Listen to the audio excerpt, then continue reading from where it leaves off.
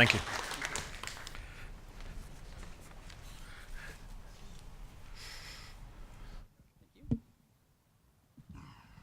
Well, thank you, David. It's great to be here in Sydney. I've been speaking at conferences now for, I don't know, probably 4 years, and this is the first time I've been at a conference where I'm the one without the funny accent, so it's... As a humble Sydney-sider, it's a pleasure to welcome you. Yes, thank you, thank you. So, I guess the first question I have for you, Mitchel, is, you know, you're at Lending Club for many years, you know, the world leader in this industry, growing very fast, successful IPO.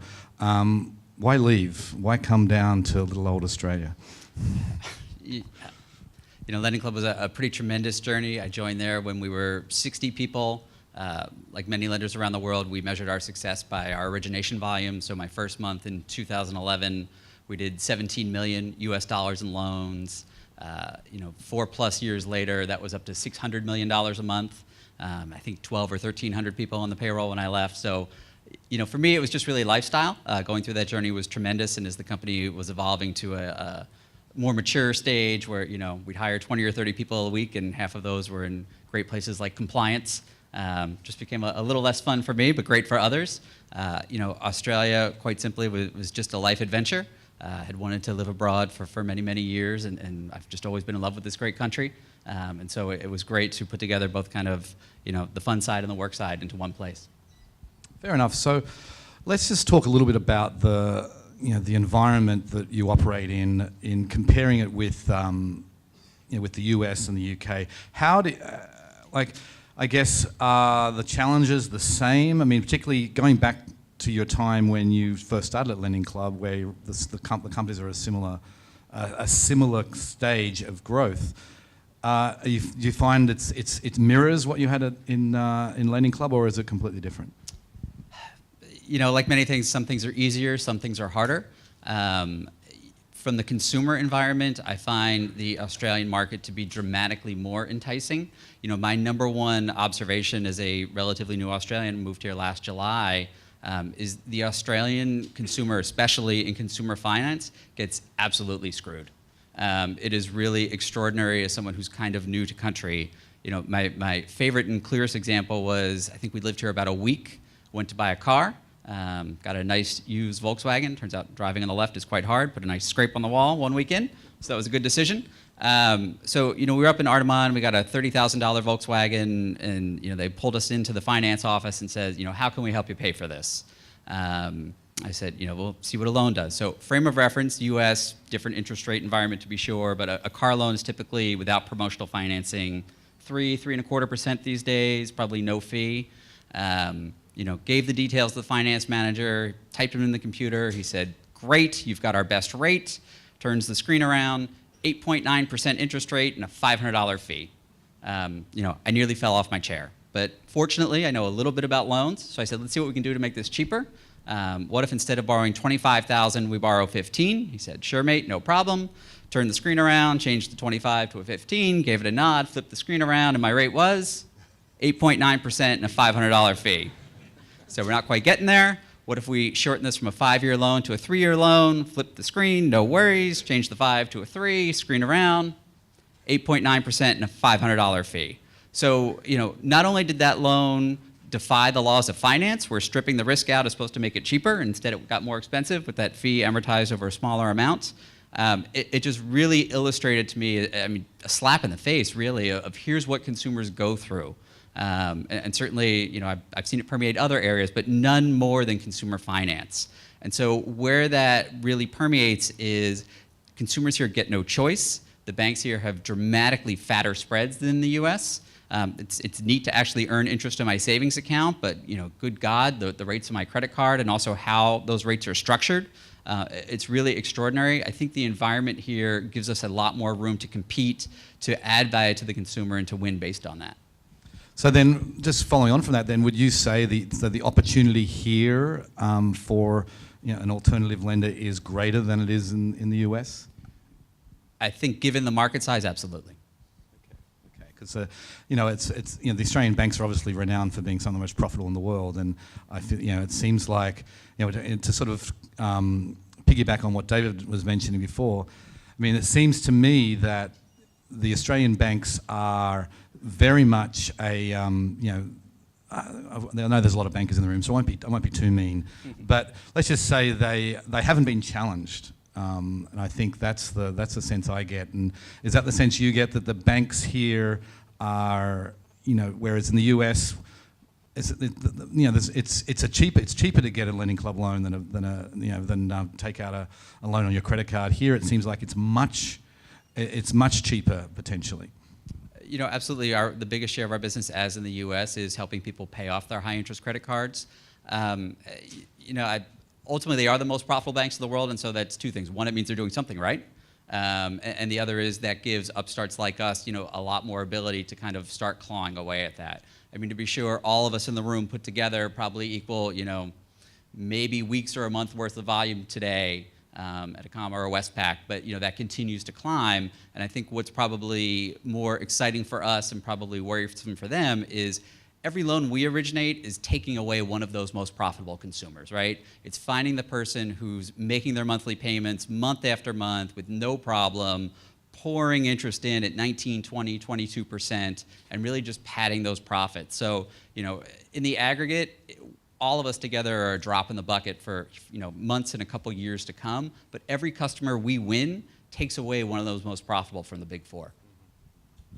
Right. So then, what about what is the product mix? Because you talk about, in Lending Club, it's renowned for 75% of the loans that Lending Club make go for sort of debt consolidation, paying off a credit card.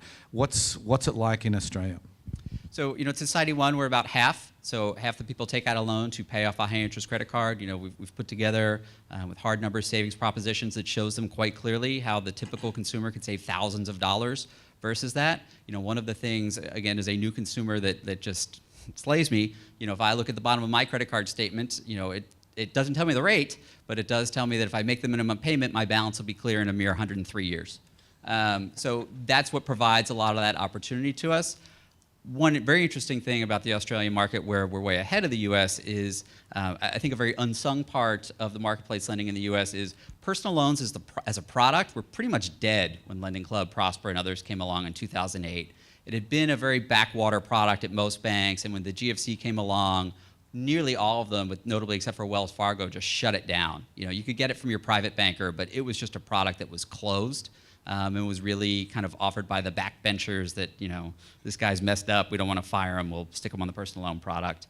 Lending Club, Prosper, and others really reincarnated that product, whereas in Australia it's existing, right? It's been around for a long time, it's been, let's say, steady growth. It's a more commonly used part of the consumer financial toolkit. And so we are seeing, some better uptake there for things like buying a car, for travel, educational purposes, things like that, where in the U.S. there's other products that are more specialized for those needs.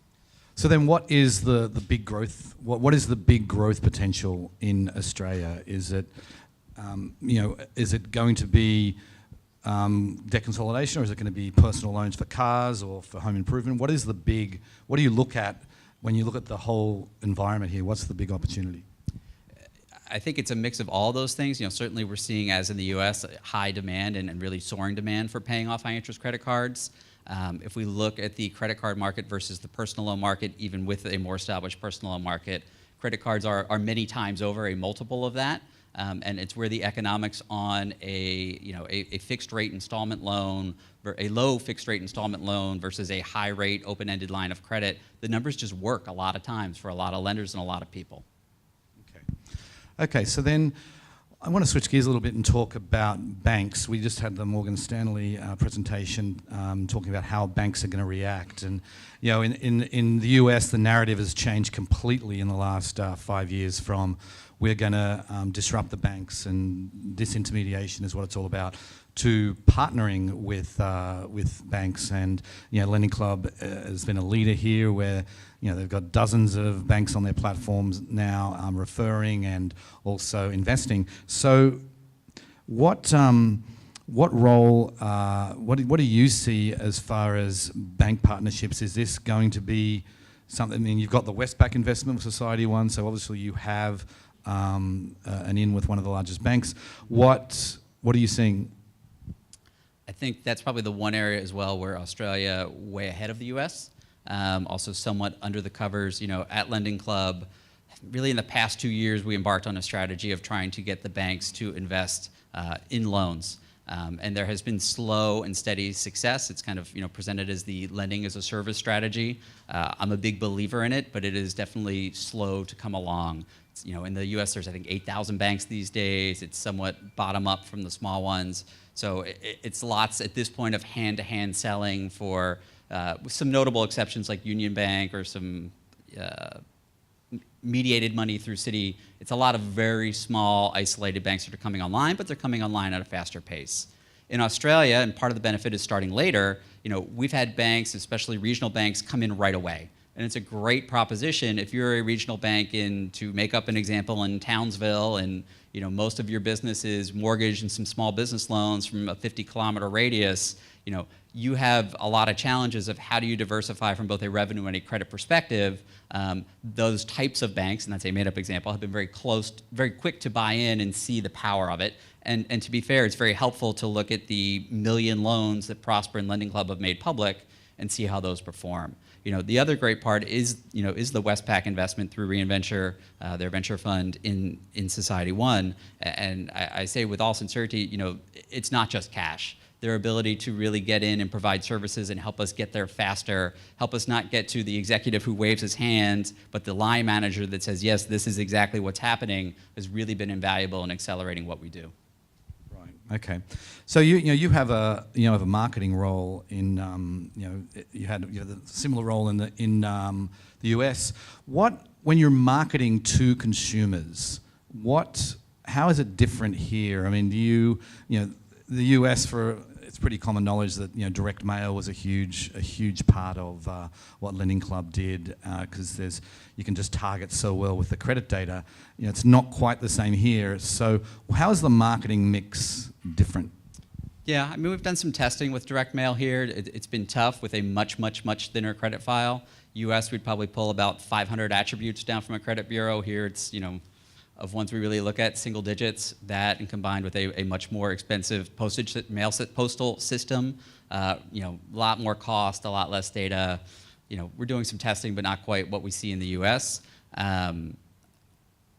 Looking at building scale here has definitely been more of a challenge. First of all, it's not as prominent of thinking. How do we go big? How do we make things work?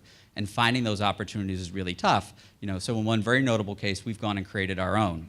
In the U.S. at Lending Club and many other lenders as well, the biggest partner and source of new business for many of those companies is a company called Credit Karma, which is a massive leadership position of basically giving consumers in the U.S. their credit score and other information about them for free. They just announced that they've passed 50 million users in the U.S., 1 in 4 adults. And so they take that credit data and they're able to say, Peter, based on your credit data, based on what we see, it looks like you may be able to pay off that high interest credit card with a loan from Lending Club or another lender. And that performs tremendously well. High volume, very great ROI for the lenders. That didn't exist in Australia. So we went and built our own. We partnered with Vita, the dominant credit bureau here in Australia. We launched a business called getcreditscore.com.au, get your free score today. And 7 months in, we've got 250,000 users already who have their free credit score, and I'll tell you that is the single best source of new business for SocietyOne. So in some cases, it's if we can't find it ourselves, we've gone out and made it. Right, that makes sense. So I want to, before we wrap up here, I want to talk about the investor side, because that's in the US we have seen it start as true peer-to-peer. And now it's really become institutionally investor focused. And with SocietyOne, I mean, you have sophisticated investors on. What is the investor base here, and are investors similar between the US and Australia? And if not, how are they different? I think ultimately we're all in a global market, which you exemplify more than anybody. Ultimately there's money flowing across borders, and I think looking more and more to do so. I think Australia in particular will be a beneficiary of that as you have more and more international funds, and they're going to look to go beyond the US and the UK. China certainly a very big subset, but there's probably some people all in China and some who won't touch it. Again, you know more than I, but I think Australia is very well positioned, quite frankly, just by having a language, a legal system. It kind of looks like the others, that as lenders like SocietyOne and others achieve scale, it's going to be really attractive to those investors, some of whom are probably sitting here today. In terms of our investor mix today, we are only open to sophisticated investors. We certainly believe, as in the U.S., that having a mix of both wholesale and retail individual investors is important. It's something we will work towards in the future. I think also with a young market, what needs to develop are things like a secondary market across all lenders, which doesn't exist yet, a whole loan platform so that the larger investors, especially banks, can get at that. I think that's all development that's yet to come. Probably the right point in the life cycle. Lending Club didn't have a whole loan platform till, 2014 maybe, 2013, and certainly didn't take off, right out of the gate. A secondary market is important, and you need to have the volume to support that. Right, fair enough. So then, what worries you here as far as, you're looking at the growth of this industry, and it's, there's a massive opportunity that we all, and probably in this room, recognize, but what worries you as you're trying to grow? I think the opportunity here is really tremendous. I very firmly think it's a more favorable market for lenders than the U.S., with the spreads, which kind of the consumer sentiment, with Australians' love of credit and the general overall credit quality and strong economy. What worries me is, and it's not unique to Australia, but kind of the barriers to entry to becoming a lender have just come way down. Prosper and Lending Club in the U.S. were the only lenders for a number of years because those barriers were so high, especially from a regulatory perspective. It's gotten a lot lower there. It's gotten a lot lower here. And so we see many, many lenders emerging rapidly. And my concern is one of them blowing up. With SocietyOne, with Lending Club, with Prosper, with so many others, there's very public hockey stick growth curves. And so there is very intense pressure to replicate those curves. It's tough to say, we're growing slower than those other guys, let's have some more equity, please.